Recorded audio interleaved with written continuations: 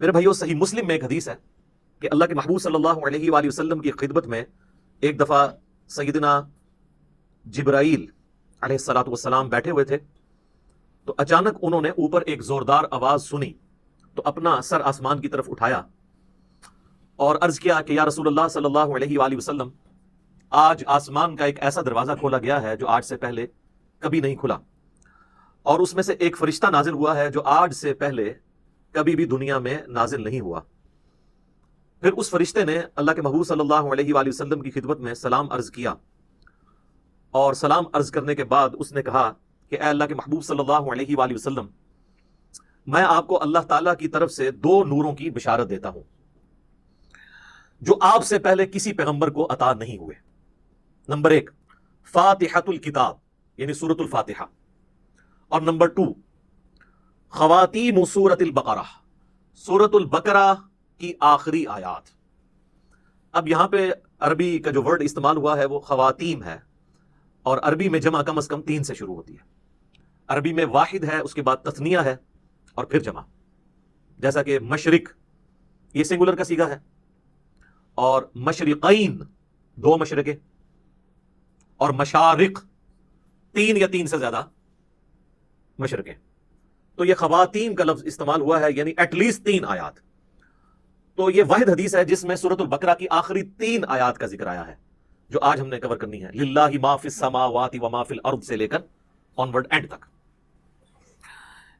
ایک اور حدیث ہے، صحیح بخاری اور صحیح مسلم دونوں میں حدیث موجود ہے، اور یہ اسپیسیفکلی ہمارے صبح و شام کے اذکار میں بھی شامل ہے، جو بلو کارڈ کے اوپر ہم نے ریفرنس دیا ہوا ہے کہ اللہ کے محبوب صلی اللہ علیہ وآلہ وسلم نے فرمایا کہ جو شخص بھی رات کے وقت سورۃ البقرہ کی آخری 2 آیات پڑھ لے گا تو اسے ہر چیز سے کفایت کر جائیں گی، ہر چیز سے کفایت کر جائیں گی، یعنی کسی قسم کا اور وظیفہ جو کسی بھی وہ کام کے لیے کرتا ہے، شیاطین کو بھگانے کے لیے، جنات کو بھگانے کے لیے، مصیبت اور پریشانی کو دور کرنے کے لیے، تکلیف کے ازالے کے لیے، ہر چیز سے یہ کفایت کرے گا یہ ایک وظیفہ سورۃ البقرہ کی آخری 2 آیات۔ اور جو میں نے اس سے پہلے حدیث بیان کی تھی صحیح مسلم کی، جس میں ایک فرشتے نے آ کے آپ صلی اللہ علیہ وآلہ وسلم کو 2 نوروں کی بشارت دی، سورۃ الفاتحہ اور سورۃ البقرہ کی آخری 3 آیات، اس میں آگے الفاظ یہ بھی ہیں کہ جو شخص بھی سورۃ الفاتحہ یا سورۃ البقرہ کی آخری 3 آیات پڑھے گا تو اللہ تعالیٰ سے جو کچھ مانگ رہا ہے وہ اس میں اس کو اللہ تعالیٰ عطا فرما دے گا۔ تو وہ تو بڑی بہترین دعائیں ہیں، چاہے سورۃ الفاتحہ ہو یا سورۃ البقرہ کی آخری 3 آیات، وہ دعائیں بھی ہیں، تجدید ایمان بھی ہے، ہر حوالے سے اہم ترین آیات ہیں۔ ایک اور حدیث ہے جامعہ ترمذی میں اور المستدرک للحاکم میں صحیح سند کے ساتھ کہ نبی صلی اللہ علیہ وآلہ وسلم نے فرمایا اللہ تعالیٰ نے مخلوقات کی پیدائش سے بھی 2000 سال پہلے اپنے پاس ایک کتاب لکھی تھی، لوح محفوظ آپ کو پتہ ہے سب سے پہلے پیدا ہوا ہے۔ جامعہ ترمذی میں حدیث ہے کہ اللہ تعالیٰ نے سب سے پہلے قلم کو پیدا کیا اور پھر فرمایا لکھ جو کچھ ہو چکا اور جو کچھ ہونے والا ہے، یعنی اس کے بعد لوح محفوظ پیدا ہوا، اور جو کچھ ہو چکا یعنی قلم کی اپنی پیدائش، اور قیامت تک ہونے والی جو تقدیر سے ریلیٹڈ چیزیں تھیں، ایک ایک ٹائنیز ڈیٹیل اللہ تعالیٰ نے لوح محفوظ میں وہ قلم سے لکھوا دی۔ تو وہ جو اللہ تعالیٰ کے پاس ہارڈ ڈسک ہے بڑی، جس میں ہر چیز اللہ تعالیٰ نے ریکارڈ کی ہے مخلوقات کی پیدائش سے 2000 سال پہلے، اس میں اللہ تبارک و تعالیٰ نے جو آیات درج فرمائی تھی ان میں سے آخری 2 آیات سورۃ البقرہ کی نازل فرما کر سورۃ البقرہ کو مکمل کیا۔ یہ کوئی عام آیات نہیں ہے۔ ایک اور حدیث ہے سنن نسائی الکبریٰ کے اندر، فضائل قرآن والا جو چیپٹر ہے، امام نسائی کی 2 کتابیں ہیں، بیسیکلی تو ان کی کتاب ایک ہی ہے سنن نسائی الکبریٰ، جس کی تلخیص کر کے سنن نسائی الصغریٰ لکھی گئی، جو ہم سنن نسائی جسے کہتے ہیں۔ ان کے شاگرد تھے امام ابن السنی، انہوں نے اس کو کم کیا تھا۔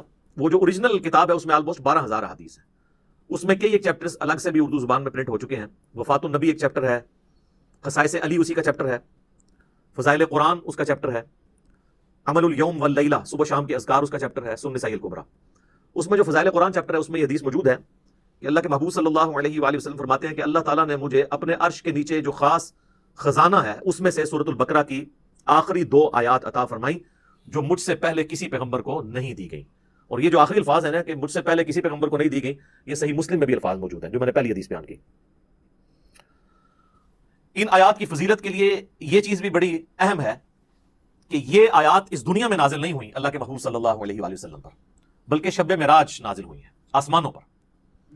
صحیح مسلم کے اندر موقوفاً ابن مسعود رضی اللہ تعالیٰ عنہ کی حدیث ہے، یعنی ان کا قول کہ شب معراج اللہ تعالیٰ نے اپنے محبوب صلی اللہ علیہ وآلہ وسلم کو 3 انعامات دیے تھے. نمبر 1 5 نمازیں، نمبر 2 سورۃ البقرہ کی آخری 2 آیات، اور نمبر 3 جو کوئی بھی آپ صلی اللہ علیہ وآلہ وسلم کا امتی شرک نہیں کرتا ہوگا، at the end of the day اللہ تعالیٰ اس کو معاف فرما دے گا، چاہے وہ اپنا عذاب بھگت کے. لیکن الٹیمیٹلی جو بخاری مسلم میں حدیث ہے کہ آخری دفعہ اللہ تعالیٰ مجھے اس چیز کی بھی اجازت دے گا کہ میں دوزخ میں سے اس شخص کو بھی نکال دوں جس کے دل میں رائی کے دانے کے برابر بھی ایمان ہے. یعنی جس نے، ایک اور حدیث میں بخاری مسلم کے الفاظ ہیں، جس کے پلے سوائے اس کے کوئی نیکی نہیں ہوگی کہ صرف اس نے ایک دفعہ کلمہ پڑھا ہوگا. لیکن یہ بالکل اینڈ پہ ہے، یعنی یہ نہیں ہے کہ یہ کلمہ پڑھنے سے جنت مل جانی ہے. واللہ عالم، وہ 1000 سال لگے، لاکھ سال لگے، کروڑ سال لگے، وہ اللہ کو پتہ ہے. اللہم اجرنا من النار، آمین. یہاں تو لوگ بڑی آسانی کے ساتھ کہہ دیتے ہیں نا جی خیر ہے دیکھی جائے گی، کوئی مسئلہ نہیں ہے. اور انہی سے کہا جائے نا کہ آپ 10 سیکنڈ کے لیے موم بتی کے فلیم کے اوپر اپنا ہاتھ رکھیں تو نہیں رکھ سکتے. اور جہنم کے بارے میں کہتے ہیں دیکھی جائے گی، ایک پھیرا ہی لگے گا.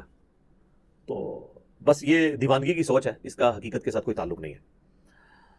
تو یہ میرے بھائیوں میں نے چند احادیث بیان کر دی سورۃ البقرہ کی آخری 3 آیات کی، اور اس میں سے بھی اسپیسیفکلی آخری 2 آیات آمن الرسول بما انزل الیہ من ربہ والمؤمنون سے آنورڈ. ان آیات کو پڑھنے کی روٹین بنائیں، اور چونکہ بخاری مسلم میں الفاظ ہیں کہ جو رات کے وقت میں پڑھ لے گا اسے ہر چیز سے کفایت کریں گی. تو رات کی ڈیفینیشن شریعت کے اندر مغرب کے بعد رات شروع ہو جاتی ہے، غروب آفتاب کے ساتھ ہی. اسی لیے سورۃ البقرہ میں ہے نا کہ روزے کو رات ہونے تک مکمل کرو. تو رات شریعت میں غروب آفتاب کے بعد سٹارٹ ہو جاتی ہے، کیونکہ چاند بھی آپ دیکھیں اگلے مہینے کا سٹارٹ جو ہے وہ رات کے وقت چاند نظر آ جاتا ہے، مغرب کے فوراً بعد ہی. پہلی کا چاند تھوڑی دیر کے لیے نظر آتا ہے، مغرب کے فوراً بعد. تو مغرب کے بعد بھی آپ ان آیات کو پڑھ سکتے ہیں، عشاء کے بعد بھی پڑھ سکتے ہیں، رات کو سونے سے پہلے بھی پڑھ سکتے ہیں.